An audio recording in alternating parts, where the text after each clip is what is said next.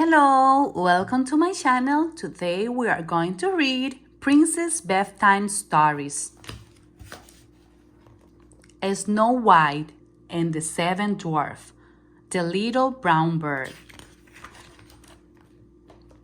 Snow White walked toward the forest with a basket in her hand. She was looking for the sweetest blackberries, boysenberries, and raspberries she could find. She planned to mix them together and bake one of the dwarfs' favorite desserts, jumble berry pie. Snow White's woolen friends followed her along the trail. She crossed with a winding stream and climbed up a small cliff. "Why, look at all the berries!" Snow White exclaimed. The bunnies hopped to a nearby bush and happily nibbled on the juicy fruit. Snow White began to fill her basket. "These are the biggest blackberries I've ever seen," she said. "The pie will be delicious." When Snow White's basket was almost full, she heard a strange noise. "I think someone is in trouble," she said. She and her rabbit friend followed the sound to a hollow log in the middle of a small clearing. Snow White peeked inside the fallen tree. A brown bear cub was trapped inside. "Oh, you poor little fellow," cried Snow White. The cub whimpered. "Don't worry," said the princess. "We'll find a way to get you out." Snow White and the bunnies looked for a way to free the bear cub.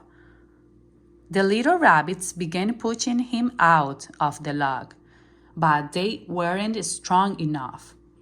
Snow White reached into the log and tried to pull the cub out, but she couldn't get to him. "I think we need some help, don't you?" she asked the three rabbits. They looked at each other, then twitched their nose at her. "Run to the meadow as quick as you can and bring other animals back here," Snow White said. "Please hurry." The rabbits nodded their heads and squeaked away. When the bunnies reached the meadow, they told a bird about the little bear cub. "Tweet, tweet!" the bird cried. It flew as quickly as it could to tell the other birds, who flew through the forests and told the deers. Next, the message went to the squirrels. The squirrels ran to share the news with the raccoons, who let the beavers and the moles know. Soon, a whole group of animals were making their way toward the bear. Meanwhile, back in the clearing, Snow White tried to comfort the little cub.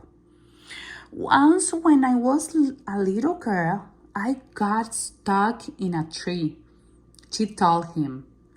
"I climbed all the way to the top, but I couldn't figure out how to get down."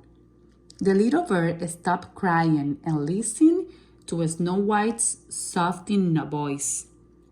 "But then a kindly farmer came along and helped me get down. So I know just how you feel," she finished. The cub peered up at Snow White, and she gently patted his head. Suddenly, the leaf rose bells twittered, and hops sounded on the ground. Snow White's woolen friends had just arrived. "Oh, little bear, a lot of friends have come to help," Snow White cried. We'll have you out there soon. Snow White and her friends and her animal friends gather around the log. Can anyone think of a way to set him free? Asked the princess. Raccoons and squirrels squeezed inside the fallen tree to measure its width. The raccoons climbed into one end of the log and pushed the cup, while the squirrels climbed into the other end and pulled him. The mouse and chipmunks even tried to move the log, but they couldn't budge the little bird. Then the deer stepped forward. They used their large antler to tip one end of the log up so the bear couldn't slip out, but he was still stuck. The animals began to get discouraged. We can't give up yet, Snow White cried. The bird flew to the log and pointed to a small hole at the top. Then he began to pick at it. After a while, the beavers caught on and began to chill on a log. The hole grew up bigger and bigger as the animals worked together. They're making a hole large enough for the little cub to climb out of, Snow White said sadly. Soon, the hole was large enough for a bear cub to fit through. Finally, they were down. Little bear, Snow White called, it's all right. You can come out now. The animals in the clearing watched silently. Snow White nervously clasped her hands. The log rocked back and forth, and Snow White heard a faint rustling sound. The bear cub's head popped out of the hole, and he looked around at all the animals who had helped him. Snow White and her friends cheered. The bear's cub wiggled out of the log. He was freed. Snow White gave him a warm hug.